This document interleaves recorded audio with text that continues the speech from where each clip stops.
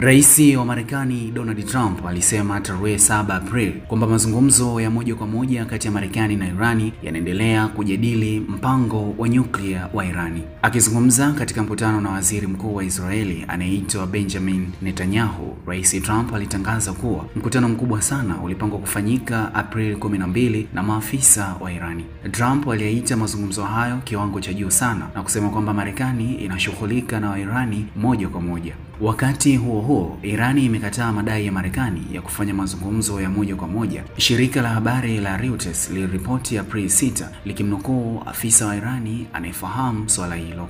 Mkutano huo utafanyika nchini Oman ambapo maafisa Marekani na Irani watajadili uwezekano wa makubaliano ya nyuklia, ingawa Marekani bado haijathibitisha ujumbe wake, ambapo Steve Witkoff ambaye ni mjumbe maalumu wa rais wa Marekani Donald Trump katika Mashariki ya Kati anaweza kuwa mgombea. Sambamba na hilo, Urusi imeonyesha nia ya kupatanisha uhusiano kati ya Marekani na Irani. Urusi iko tayari kufanya kila juhudi, kufanya kila iwezalo kuchangia utatuzi wa tatizo hili kwa njia ya kisiasa na kidiplomasia.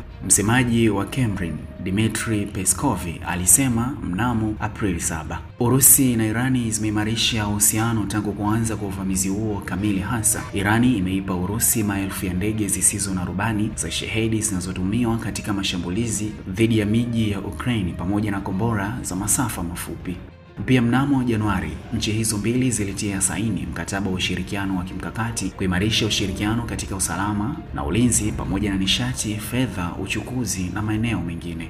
Kwingineko pia Urusi, Marekani na Ukraine huenda zinakaribia makubaliano, lakini Washington haijaridhishwa na hali ilivyo sasa. Rais wa Marekani Donald Trump alisema kwa hiyo tunakutana na Urusi, tunakutana na Ukraine na tunakaribia kwa namna fulani, lakini sifurahii mashambulizi yote ya mabomu ambayo yanaendelea wiki iliyopita au hivyo vya kutisha, alisema Trump. Aliongeza, sijui nini kinatokea huko.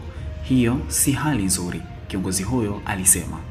Trump alikwepa swali la iwapo mkutano wa kibinafsi kati yake na rais wa Urusi Vladimir Putin bado unaendelea na iwapo unaweza kufanyika Saudi Arabia. Utawala wa Marekani uliripoti wiki iliyopita kwamba Trump alipanga kuzuru ufalme huo mwezi Mei.